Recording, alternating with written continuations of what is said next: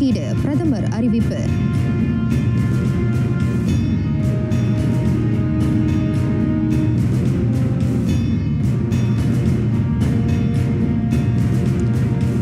வசதியுடன் வறிய நிலை மக்கள் குடியிருப்பு திட்டம் மறுதோற்றம். வளப்பமிகு மக்கள் குடியிருப்பு என அழைக்கப்படும்.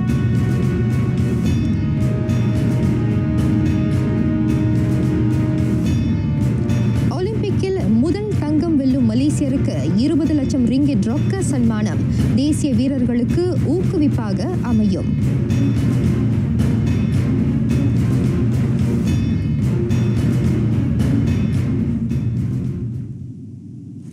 வணக்கம், சலாம் மலேசியா மடானி.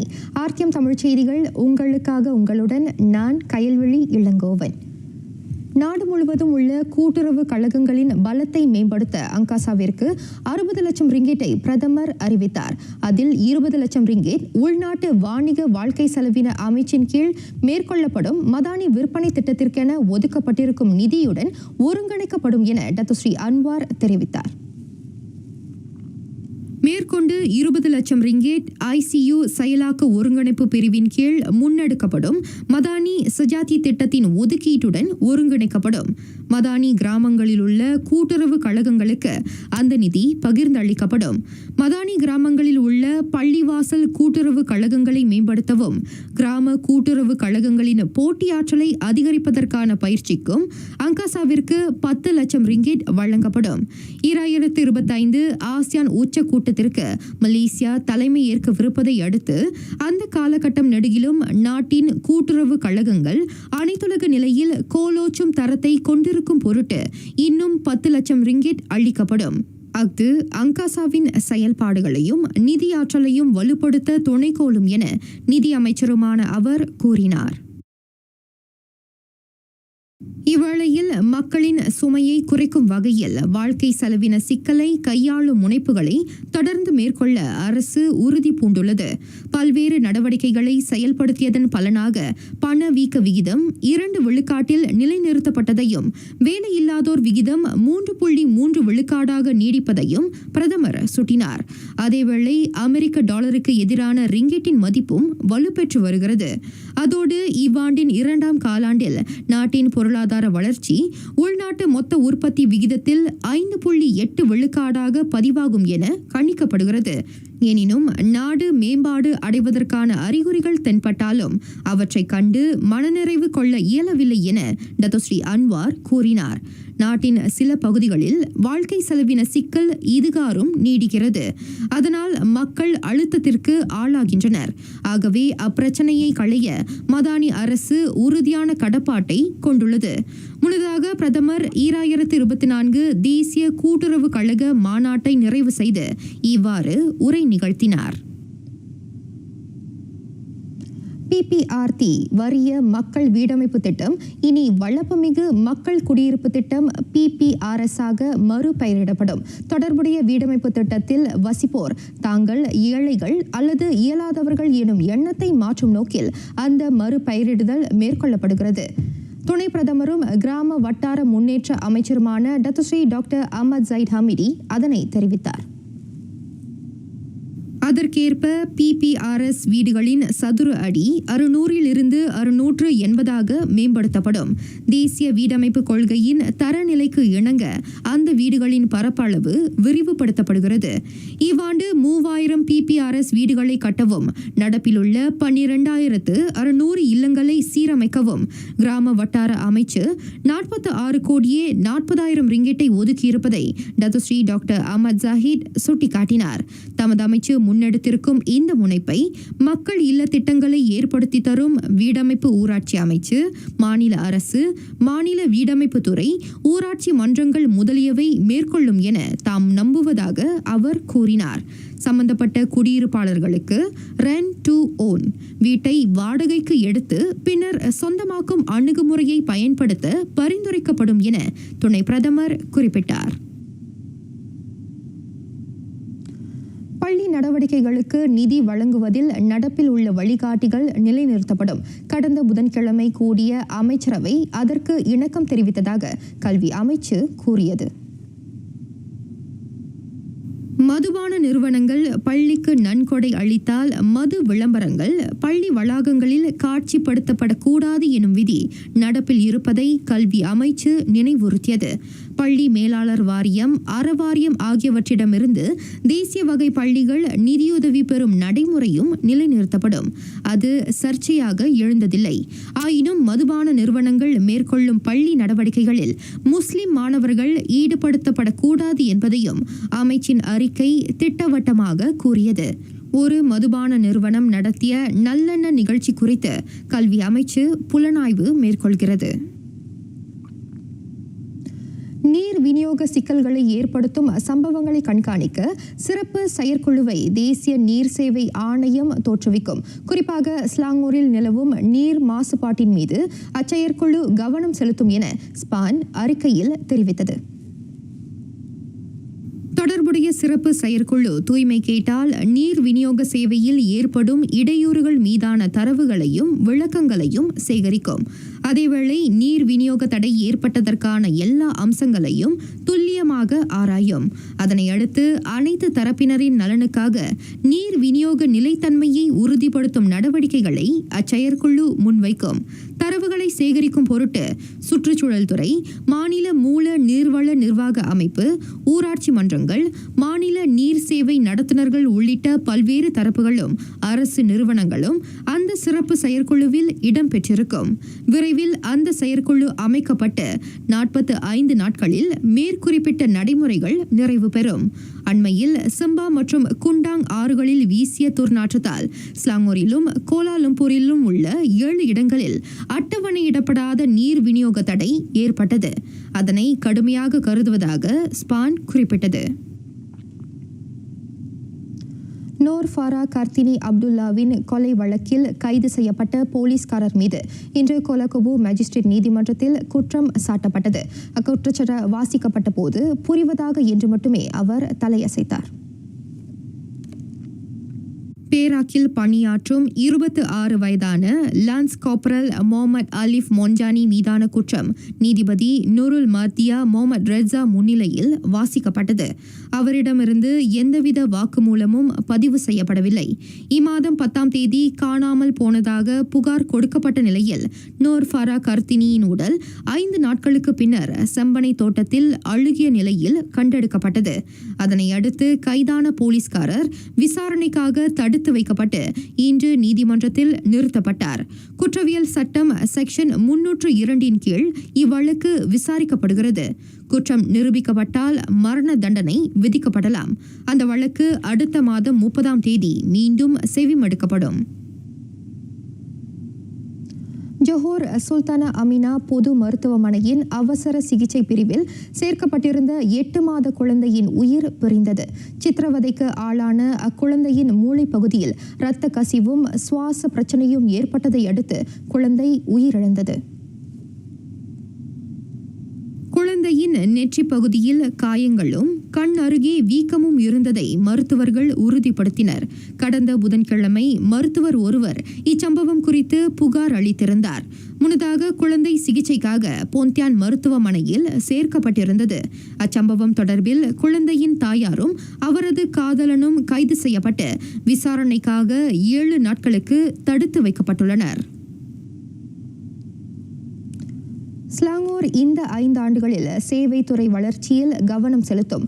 கொலலங்காட் கேரி தீவில் 3ஆம் துறைமுகத்தை நிர்மாணிப்பதும் அதில் அடங்கும் என மாநில மந்திரி பசார் டத்துஸ்ரீ அமீருடின் ஷரி தெரிவித்தார். சேவைத்துறையை இணையமயமாக்குவது குறித்து கலந்தாலோசிக்கப்படுவதை மாநில மந்திரி பசார் சுட்டினார். அதன் வாயிலாக ஸ்லாங்கூரில் மட்டுமல்லாது நாட்டின் பொருளாதார வளர்ச்சிக்கும் வித்திட முடியும். மேலும் பேசிய டத்துஸ்ரீ அமீருடின் மாநிலத்தில் ஒவ்வொரு ஆண்டும் 40,000க்கும் மேற்பட்ட பட்டதாரிகள் உருவாகுவதை குறிப்பிட்டார். தொழில்துறையின் தேவையை பூர்த்தி செய்யும் ஆற்றலை அவர்கள் கொண்டிருக்கின்றனர். ஸ்லாங்கூர் ஆசியான் வர்த்தக மாநாட்டை முன்னிட்டு நடத்தப்பட்ட கலந்துரையாடலில் பங்கேற்ற டத்துஸ்ரீ அமீருடின் இவ்விவரங்களை வெளியிட்டார். ஜோஹர் அரசாங்கம் எடுக்கும் புதிய முயற்சி. அம்மாநில விலங்கு காட்சியகத்தில் பார்வையை மறைக்காத வேலிகள் பொருத்தப்படும். மேலும் இரவு நேரத்தில் மக்களை ஈர்க்க அவ்விடத்தை விலங்குகள் அலங்கரிக்கும். இதனோடே ஜொஹோர் விலங்கு காட்சியகத்தில் பல்வேறு வகைகளிலான மிருகங்களின் எண்ணிக்கையை அதிகரிக்க ஜொஹோர் அரசு ஏனைய விலங்கு காட்சியகத்துடன் இணைந்து செயல்படுகிறது. மேலும் அதற்கான நுழைவுச் சீட்டுகளை மக்கள் இணையம் வழி பெற்றுக்கொள்ளலாம். புதிய நுழைவுச் சீட்டின் விலையை ஜொஹோர் மந்திரி பசார் விரைவில் அறிவிப்பார். அந்த நுழைவுச் சீட்டின் விலை நிலைநிறுத்தப்படலாம் என்பதை மாநில ஆட்சிக்குழு உறுப்பினர் டத்தோ முகமது ஜஃப்னி முகமது ஷுக்கூர் கோடி காட்டினார். ஜொஹோர் விலங்கு காட்சியகம் 2020 ஆண்டில் தற்காலிகமாக மூடப்பட்டது. அடுத்த மாத இறுதியில் மீண்டும் அது பொதுமக்களுக்கு திறக்கப்படலாம் என கணிக்கப்படுகிறது. வாழ்வாதாரமாக மாறிய பொழுதுபோக்கு கத்திகளை விளையாட்டாக உருவாக்கிய முகமது கைரி அடாம் அப்துல் இன்று அறிவாளை செதுக்கும் கொல்லராக மிளிர்கிறார். அவரின் கரம்பட்டு தோற்றம் கண்ட அந்த ஆயுதங்கள் உலகின் மூலை முடுக்குகளில் எல்லாம் அவரின் பெயரை உச்சரிக்கின்றன. 28 வயதான அடாம் ஆங்கில மொழியில் தேர்ச்சி பெற்ற இளங்கலை பட்டதாரி ஆவார். ஆனால் பாராங்கத்தி மீதுள்ள மோகத்தால் படித்த படிப்புக்கு ஏற்ற துறையை நாட அவருக்கு விருப்பமில்லை. அந்த அறிவாளை உருவாக்கும் நுணுக்கங்களை கற்றுக்கொள்ள அவர் மோட்டார் சைக்கிளில் 12 மாநிலங்களுக்கு பயணித்தார். அங்குள்ள அனுபவமிக்க 60 இரும்பு கொள்ளர்களை சந்தித்து அந்த வித்தையை ஆழமாக கற்றுத் தேர்ந்தார். பஹாங் குவாலலிபிஸ் மாவட்டத்தில் உள்ள கம்போங் சிலிண்டாங் அடாமின் பூர்வீகமாகும். 2019 தனது வீட்டின் பின்புறத்தில் அறிவாளை சொந்தமாக தயாரிக்கும் பட்டறையை திறந்தார். அவர் கைவண்ணத்தில் ஒளிரும் அறிவாளில் லிபிஸ் எனும் வார்த்தை பொறிக்கப்பட்டிருக்கும். டுக்கு சண்டோங், சிலிண்டாங், பாப்போங், தெம்போயாங் ஆகிய கத்திகளும் அதில் அடங்கும் என அடாம் தெரிவித்தார். லிபேஸ் எனும் சொல் பொறிக்கப்படுவதற்கு பஹாங் ஆட்சியாளர் அல் சுல்தான் அப்துல்லா ரியாயாத்துடின் அல் முஸ்தபா பில்லாஷாவின் அனுமதி வழங்கியதை அவர் இவ்வேளையில் நினைவு கூர்ந்தார். மலேசியாவில் மட்டுமல்லாது England, America, Italy, Portugal, Spain, Brunei, Singapore ஆகிய நாடுகளில் இருந்து இவரது பாராங்கத்திக்கு வரவேற்பு அதிகரிப்பதாக அடாம் குறிப்பிட்டார். அவர் ஒரு மாதத்திற்கு 400 கத்திகளை தயாரிக்கிறார். 8 முதல் 14 அங்குல அளவிலான அவை தலா 175 ரிங்கிட் முதல் 265 ரிங்கிட் வரை விற்கப்படுகிறது. மலேசிய திரைவானில் தனக்கான முத்திரையை பதிக்க வருகிறார் விஜய் LLB. அதன் வழக்கறிஞர் கல்வியில் நிலவும் மோசடியை தமது வாத திறமையால் துகிலுரிக்க உள்ளார். நாடறிந்த வானொலி அறிவிப்பாளர் உதயா முதன்மை கதாபாத்திரமேற்றிருக்கும் விஜய் LLB எனும் திரைப்படம் ஆகஸ்ட் 1ஆம் தேதி மலேசிய திரையரங்குகளை நாடுகிறது. மலேசியாவில் நாவலை தழுவி எடுக்கப்பட்டிருக்கும் முதல் தமிழ் திரைக்காவியமாக விஜய் LLB விளங்குகிறது.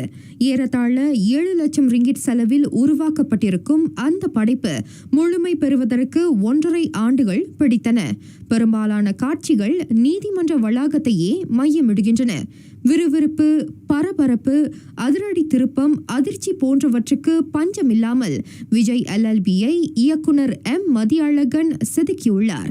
2 மணி நேரங்களுக்கு ஓடக்கூடிய இந்த திரைப்படம் பார்வையாளர்களுக்கும் புதுமையான அனுபவத்தை கொடுக்கும் என தயாரிப்பு தரப்பு நம்புகிறது.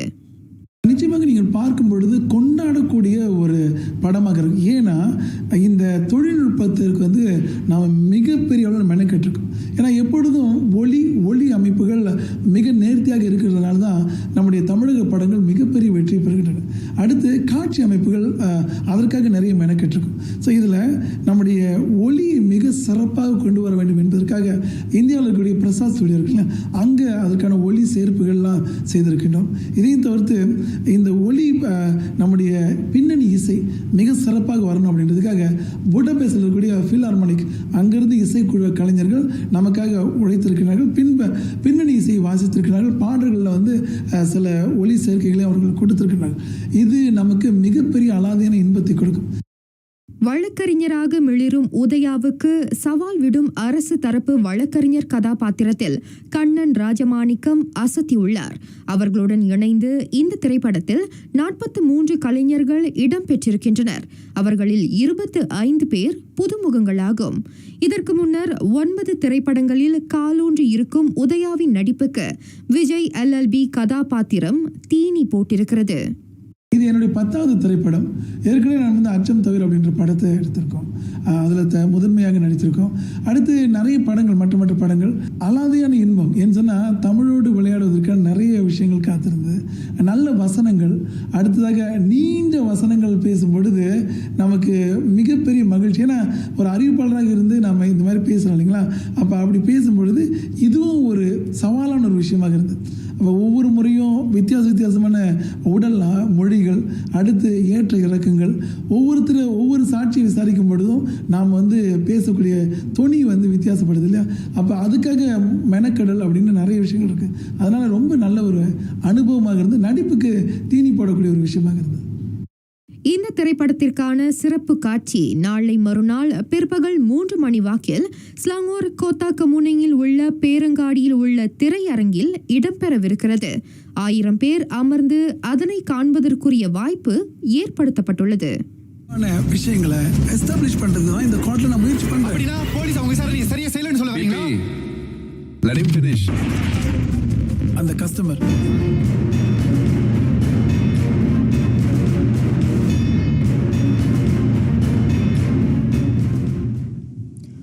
போராட்டங்கள், பொருளாதார நெருக்கடி ஆகியவற்றின் பிடியில் நெரிக்கப்படும் இலங்கை செப்டம்பரில் அதிபர் தேர்தலை சந்திக்கவிருக்கிறது. 2022 தொடங்கி பல்வேறு சிக்கல்களால் கனலும் அந்த தெற்காசிய நாடு பல்லாண்டுகளுக்கு பின்னர் மக்களாட்சியின் நிழலை காணவிருப்பதாக அரசியல் நோக்கர்கள் கூறுகின்றனர்.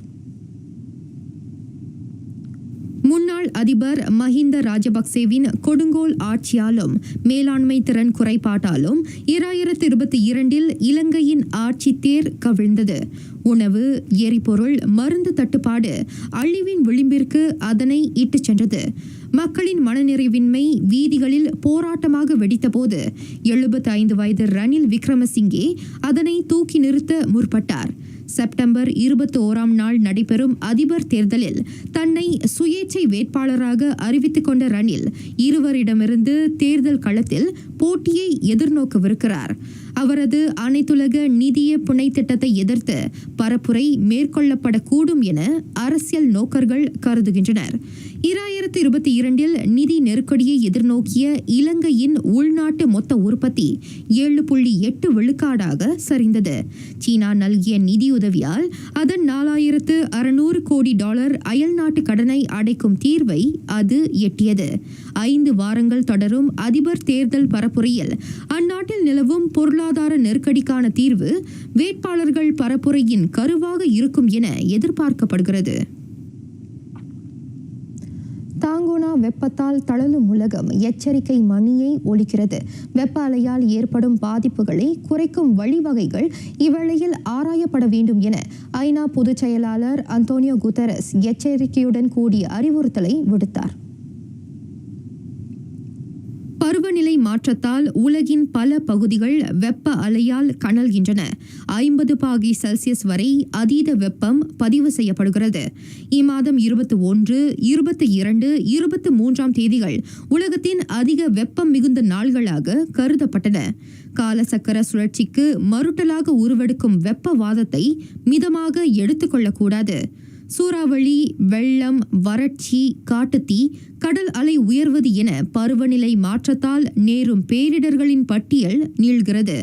அதிகமான எரிபொருள் பயன்பாடு, பருவநிலை மாற்றத்தை நுண்ணோக்காதது போன்றவை பேரிடர்கள் மாந்தர்களை விழுங்க முதன்மை காரணிகளாக அமைவதை குட்டரஸ் குறிப்பிட்டார். 2000ஆம் ஆண்டு தொடங்கி 2019 வரை 4,89,000 பேரின் உயிரை வெப்பவாதம் குடித்ததை அவர் மேற்கோள் காட்டினார். இதற்கிடையில் கனடாவில் சுற்றுலாவுக்கு புகழ்பெற்ற நகரான ஜாஸ்பரில் மூண்ட காட்டுத்தீ 50 விழுக்காடு கட்டடங்களை விழுங்கியது. மேலும் கட்டடங்களுக்கு தீ பரவாது தடுக்க தீயணைப்பு வீரர்கள் முழு வீச்சில் கடமையில் ஈடுபட்டுள்ளனர். அல்பெர்தாவில் அமைந்துள்ள மலைப்பாங்கான ஜாஸ்பர் நகர தேசிய பூங்கா ஆண்டொன்றுக்கு 20 லட்சத்துக்கும் அதிகமான சுற்றுப்பயணிகளை ஈர்க்கிறது. அங்கு தீ மூழும்போது அந்நகரில் உள்நாட்டவர் 10,000 பேரும் அயலக சுற்றுப்பயணிகள் 15,000 பேரும் இருந்ததாக அதிகாரிகள் கூறினர். மின்னல், பலத்த காற்றினால் அங்குள்ள காட்டு பகுதியில் தீ பற்றியதாக நம்பப்படுகிறது. மலைகளில் பொருத்தப்பட்ட எரிபொருள் குழாய் அதனால் பாதிக்கப்படக்கூடும் என அஞ்சப்படுகிறது. தீயின் சீற்றத்தை கட்டுப்படுத்த அவசர பிரிவினர் களமிறக்கப்பட்டுள்ளனர். மற்றொரு நிலவரத்தில் அமெரிக்கா கலிபோர்னியாவில் மூண்ட காட்டு தீயை அணைக்க தீயணைப்பு வீரர்கள் போராடி வருகின்றனர். தீயணைப்பு வீரர்கள் 1150க்கும் மேற்பட்டோர் அங்கு களமிறக்கப்பட்டனர். காட்டு தீயால் அங்கிருந்த 3500க்கும் மேற்பட்டோர் வேறிடங்களுக்கு புலம்பெயர்ந்தனர். 71,489 ஏக்கர் நிலத்தை நெருப்பு சூழ்ந்தது. அந்த தீக்கான காரணம் ஆராயப்படுகிறது. அங்கு தீயை பற்ற வைத்ததாக ஐயுறப்படும் 42 வயது ஆடவர் ஒருவர் தடுத்து வைக்கப்பட்டதாக பியூட் கவுண்டி மாவட்ட தலைமை வழக்கறிஞர் மைக் ராம்சி தெரிவித்தார். சீனாவின் தென்கிழக்கு பகுதியை புரட்டி போடுகிறது கைமி சூறாவளி. கொட்டி தீர்த்த மழையால் ஆறுகள் பெருக்கெடுத்ததை அடுத்து பெரும்பாலான பகுதிகளில் வெள்ளம் ஏற்பட்டன.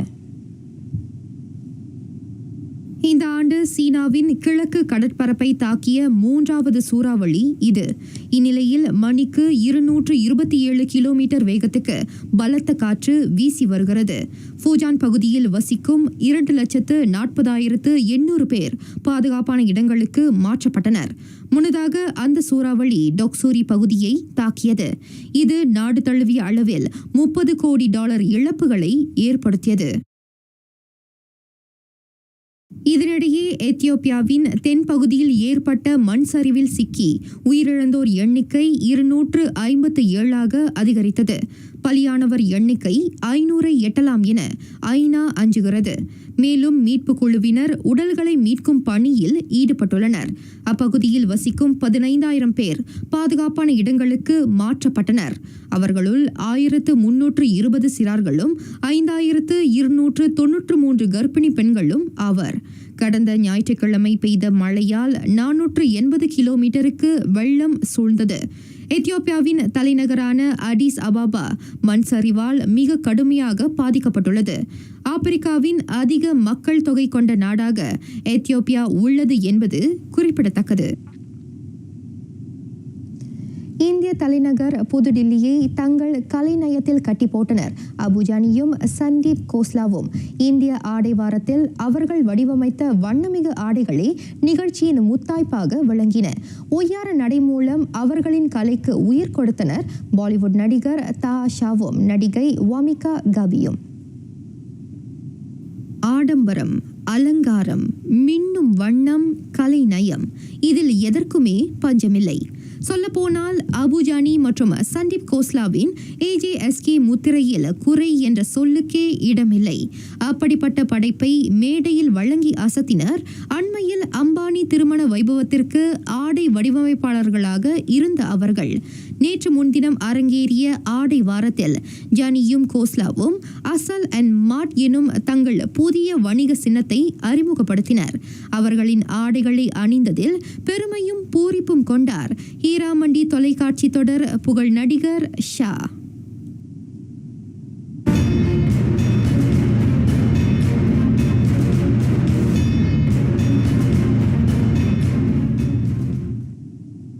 $20 லட்சம் ரொக்கம். பாரிஸ் ஒலிம்பிக்கில் மலேசியாவுக்கு முதல் தங்கத்தை பெற்றுத் தருவோருக்கு அந்த சன்மானம் காத்திருக்கிறது. அந்த வெகுமதியை வழங்க 3 வர்த்தக நிறுவனங்கள் கைகோர்த்திருப்பதாக இளைஞர் விளையாட்டு அமைச்சு அறிக்கையின் வாயிலாக தெரிவித்துள்ளது. இந்த அறிவிப்பானது நாளை விடியற்காலை அதிகாரப்படியாக திறப்பு விழா காணும் அந்த உலக போட்டியில் களமிறங்கும் தேசிய வீரர்களுக்கு ஊக்குவிப்பாக அமையும். மலேசியாவை நிகர்த்து இம்முறை அப்போட்டியில் 26 வீரர்கள் களத்தில் குதித்துள்ளனர். $20 லட்சம் ரொக்க வெகுமதியை வழங்க இன்சன் holdings Berhad, Matrix Concepts Holdings Berhad, MJ health screening centre ஆகிய நிறுவனங்கள் கூட்டு சேர்ந்திருக்கின்றன.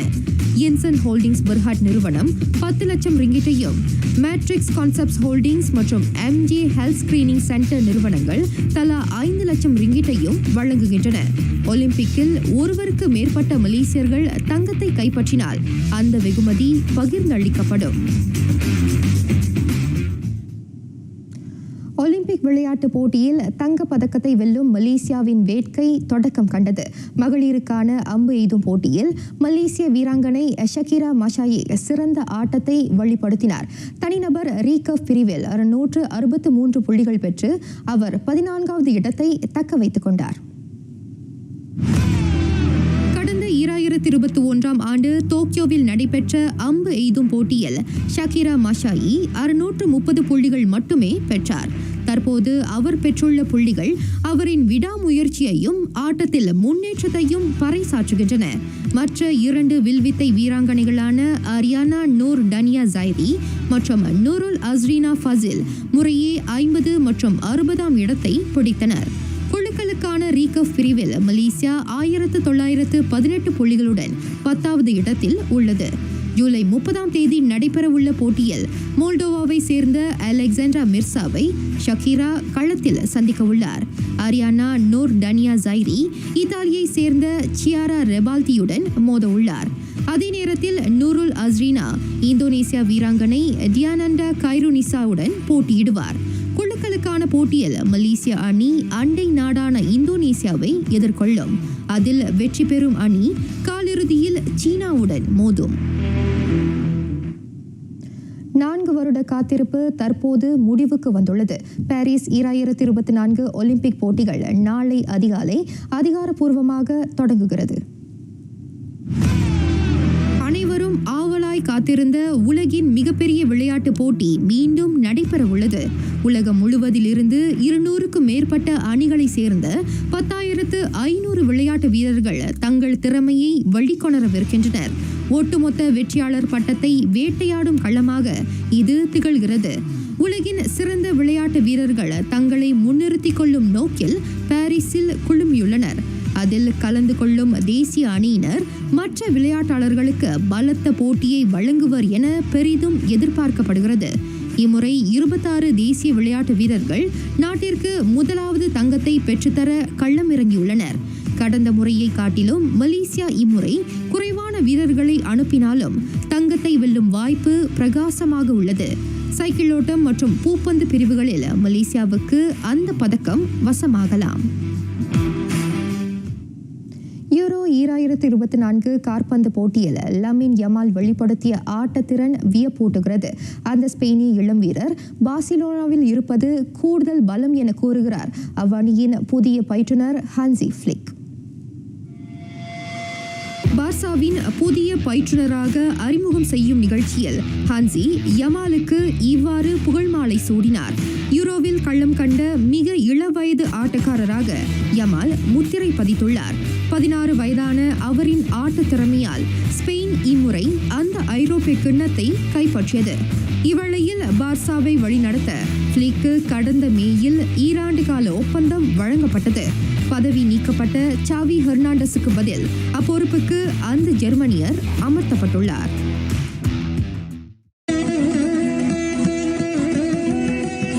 உலக நீதி.